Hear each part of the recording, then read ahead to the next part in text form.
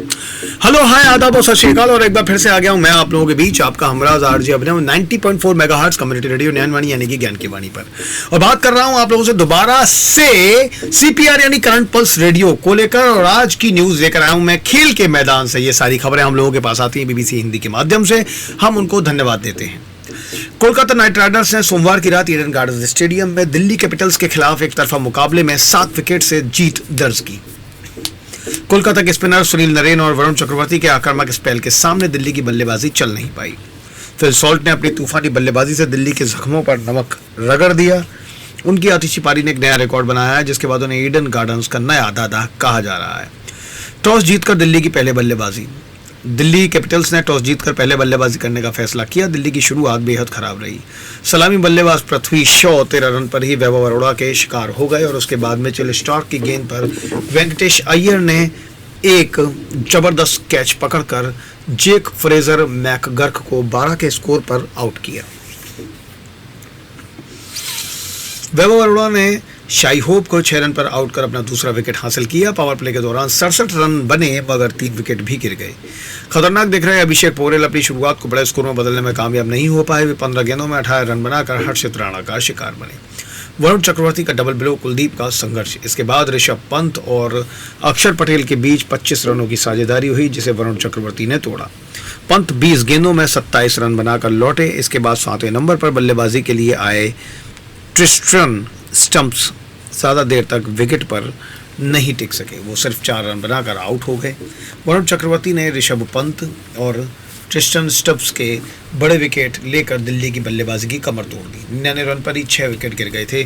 फिर सुनील नरेन ने अक्षर पटेल को आउट कर डीसी की वापसी की उम्मीदें खत्म कर दी। वरुण चक्रवर्ती ने कुमार कुशाग्र को आउट कर अपना तीसरा विकेट हासिल किया।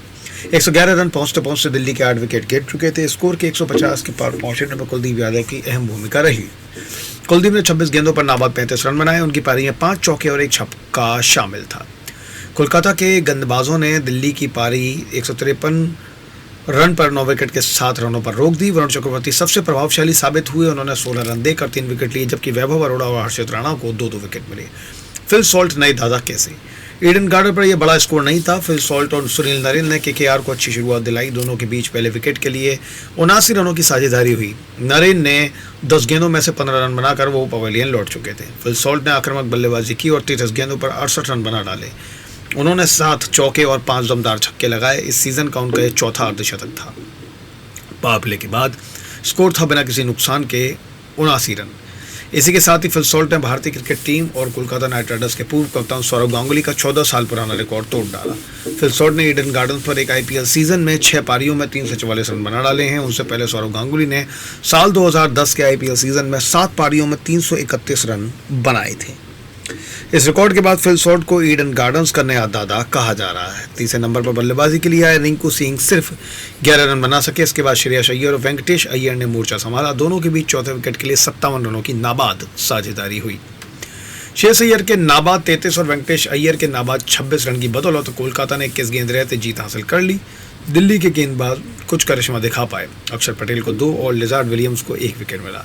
दिल्ली को टूर्नामेंट में छठी हार का सामना करना पड़ा है। उसके 11 मैचों में अब 10 अंक हैं।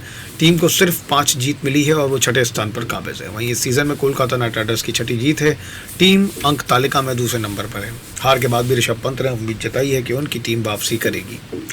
उन्होंने कहा कि हम अपनी गलतियों से सीखते हैं। हर दिन आपका नहीं होता। एक टीम के रूप में हम जिस तरह से आगे बढ़ रहे थे वो अच्छा था। हमने पिछले 5 मैचों में से 4 मैच जीत दर्ज की, लेकिन ऐसे मैच T20 में आते हैं। मुझे लगता है 180-210 के आसपास कुछ भी अच्छा स्कोर होता।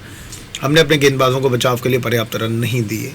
अब दिल्ली कैपिटल्स टीम के लीग स्टेज मैचों में सिर्फ 3 मुकाबले बचे हैं। दिल्ली को अब ये तीनों मैच जीतने होंगे। कोलकाता नाइट राइडर्स ने ईडन गार्डन स्टेडियम पर 51वीं जीत हासिल की है। इसी के साथ केकेआर की टीम आईपीएल में एक मैदान पर सबसे ज़्यादा मैच जीतने के मामले में संयुक्त रूप से पहले नंबर पर आ गई है। मुंबई ने वानखेड़े स्टेडियम में भी 51 मैच जीते हैं। और ये है आप लोगों के पास खबरें। कुछ और भी खबरें आप लोगों को बताता हूँ। हैदराबाद और दिल्ली की ऐसी बैटिंग की बाउंड्री बॉयज़ को भी पहनने पड़े हेलमेट। आईपीएल में शनिवार को ये खबर है आप लोगों की 21 अप्रैल की, अपने ऑलराउंड प्रदर्शन की मदद से सनराइजर्स हैदराबाद ने दिल्ली कैपिटल्स को एक तरफा मुकाबले में 67 रनों से हरा दिया था। हैदराबाद के 266 रनों के जवाब में दिल्ली की पारी 199 रनों पर सिमट गई, जहां ट्रेविस हेड ने तूफानी पारी खेलते हुए 32 गेंदों पर 79 रन बनाए। वहीं टी नटराजन ने 4 विकेट लेकर दिल्ली के रन चेस पर लगाम लगा दिया। पिछले सीजन सनराइजर्स हैदराबाद अंक तालिका में सबसे नीचे थी, लेकिन इस साल टूर्नामेंट में सबसे धाकड़ बल्लेबाजी करते हुए हैदराबाद की टीम शनिवार रात अंक तालिका में दूसरे नंबर पर पहुंच गई है। पावर प्ले का दम, सनराइजर्स हैदराबाद ने इस मैच में कई रिकॉर्ड बनाए। ट्रेविस हेड और अभिषेक शर्मा की आक्रामक साझेदारी की मदद से टीम ने 100 रन सिर्फ 5 ओवर में बना लिए थे और जब तक पहला पावर प्ले खत्म हुआ हैदराबाद के खाते में बिना कोई विकेट 125 रन आ गए थे। ये किसी भी टीम के T20 मैच के पावर प्ले का सबसे बड़ा स्कोर था। इससे पहले 2017 में नॉटिंघमशायर ने डरहम के खिलाफ 6 ओवरों में 105 रन बनाए थे। 6 ओवर में 125 रन आईपीएल का भी नया रिकॉर्ड बना है। इससे पहले 2017 में कोलकाता नाइट राइडर्स ने रॉयल चैलेंजर्स के खिलाफ पावर प्ले में 105 रन बनाए थे। 6 ओवर में 125 रन कितना बड़ा स्कोर है, इसे इस तरह समझा जा सकता है कि अगर इस रन रेट से हैदराबाद ने 20 ओवर खेला होता तो आखिर में स्कोर 400 रनों के पार होता। 50 ओवर के मैच में ये रन रेट 100,000 रन के ऊपर का बड़ा स्कोर खड़ा कर देता। हेड की फास्टेस्ट 50, शनिवार रात उन्होंने आईपीएल में सनराइजर्स हैदराबाद के लिए सबसे तेज अर्धशतक लगाया। उसके 50 रन केवल 16 गेंदों पर आए।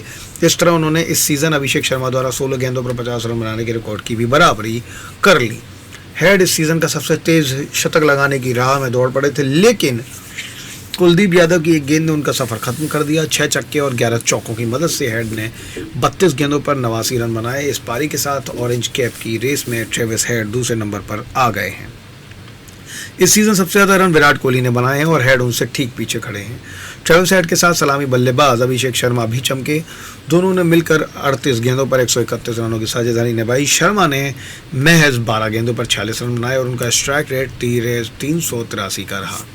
आईपीएल में विदेशी खिलाड़ियों की आक्रामकता कैसे सवाल खड़े कर रही है, ये तो जरूर देखा जाएगा। हैदराबाद की तेज बैटिंग का राज, ट्रेविस हेड न सिर्फ खुद तेज रन बना रहे हैं बल्कि उनके होने से टीम के दूसरे बल्लेबाज भी ज्यादा खुलकर खेलने लगे हैं। कमेंट्री कर रहे इंग्लैंड के पूर्व कप्तान आयन मॉर्गन ने कहा है कि हेड के साथ बैटिंग करके अभिषेक शर्मा की बैटिंग में भी निखार आ गया है। खुद अभिषेक ने इस बात को स्वीकार किया और मैच के बाद कहा, मैं पिछले 1 साल से उनके करियर को फॉलो कर रहा हूं और उनका बड़ा प्रशंसक हूं। उनके साथ बैटिंग करने से मुझे भी फायदा होता है क्योंकि दूसरे बल्लेबाजों पर दबाव आने ही नहीं देते।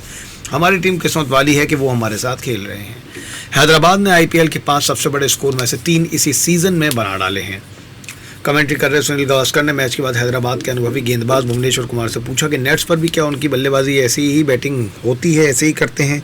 इस सवाल से भुवनेश्वर ने जवाब दिया, नेट्स पर भी बल्लेबाज पहली गेंद से ही मारने लगते हैं। फिर थोड़ा अजीब लगता है क्योंकि आमतौर पर नेट्स पर बल्लेबाज समय लेकर बैटिंग करना चाहते हैं और रक्षात्मक बैटिंग की प्रैक्टिस भी करते हैं, लेकिन इस साल हमारे नेट्स पर ऐसा कुछ नहीं हो रहा। बाउंड्री शूट आउट, जाहिर है कि हैदराबाद के बैटर्स पहले से सोच कर आ रहे हैं कि पहली गेंद से ही मारना है और हर गेंद पर बाउंड्री लगाने का प्रयास करना है। इसी आक्रामक सोच की मदद से उन्होंने दिल्ली के खिलाफ 266 रन बना लिए। हालांकि शुरुआती तेज बल्लेबाजी के बाद कुलदीप यादव ने हैदराबाद पर लगाम लगाई और उन्हें एक और रिकॉर्ड बनाने से रोक दिया था। जवाब में दिल्ली ने भी जबरदस्त शुरुआत की और पहले 10 ओवर्स में 130 रन बना लिए थे। युवा बल्लेबाज फ्रेजर मैकगर्ग और अभिषेक पोरेल ने लगातार बाउंड्रीज निकाली और दिल्ली को मैच में बनाए रखा। मैकगर्ग चौके और छक्के इतनी आसानी से लगा रहे थे कि कमेंट्री कर रहे वेस्ट इंडीज के पूर्व तेज गेंदबाजी इयान बिशप ने कहा, ये तो दोनों ही टीमों के बीच बाउंड्री शूट आउट हो गया है। बॉल बॉयज ने पहने हेलमेट, क्रिकेट का खेल समय के साथ कैसे बदल रहा है इसकी कहानी आप मैच में हेलमेट के इस्तेमाल से भी कह सकते हैं।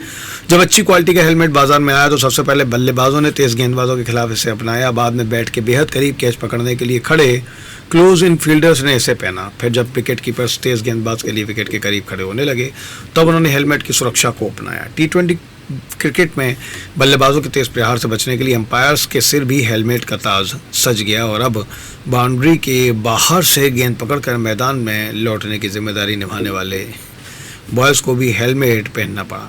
ऐसा शायद किसी मैच में पहली बार हुआ जब मैदान पर बॉल बॉयज ने भी हेलमेट पहने। कमेंट्री कर रहे मुरली कार्तिक ने इस ओर इशारा किया तो सुनील गावस्कर ने कहा, यह बिल्कुल सही कदम है क्योंकि सुरक्षा की गारंटी पहली जिम्मेदारी है। नटराजन वर्ल्ड कप की टीम में नजर आएंगे। दिल्ली ने पहले 10 ओवर में तो अच्छी बैटिंग की, लेकिन बाद में पैट कमिंस और टी नटराजन ने बेहतरीन गेंदबाजी कर हैदराबाद के कदम मजबूत किए। रनों के इस मेले में जहां हर दूसरा गेंदबाज 12 या उससे ऊपर की इकोनॉमी से रन खर्च कर रहा था। ऐसे में नटराजन ने 4 ओवरों में 19 रन देकर 4 विकेट लिए। उनकी इकोनॉमी सिर्फ 4.75 की रही, जिसे देखकर कमेंटेटर्स ने कहा कि लग नहीं रहा कि नटराजन उसी मैच में उसी पिच पर बॉलिंग कर रहे हैं जहां बल्लेबाजों का बोलबाला हो रहा है। वहीं नटराजन ने जोड़ीदार भुवनेश्वर कुमार ने कहा है वो शांत रहने वाले खिलाड़ी हैं जो बहुत मेहनत करते हैं, कई बार उनको कोई नोटिस भी नहीं करता और वो मैच में कमाल कर जाते हैं। सुनील गावस्कर ने उनकी तारीफ करते हुए कहा अगर वो इसी तरह बॉलिंग करते रहे तो कोई आश्चर्य नहीं कि उन्हें आईपीएल के बाद होने वाले T20 वर्ल्ड कप के लिए भारतीय टीम में चुन लिया जाए। वो भारत के लिए खेल चुके हैं और T20 विश्व कप में एक साधा हुआ हथियार साबित हो सकते हैं। ये सारी की सारी खबरें हैं आप लोगों के पास करंट पल्स रेडियो में। बने रहिए मेरे साथ 90.4 मेगाहर्ट्ज़ कम्युनिटी रेडियो नैनवाणी।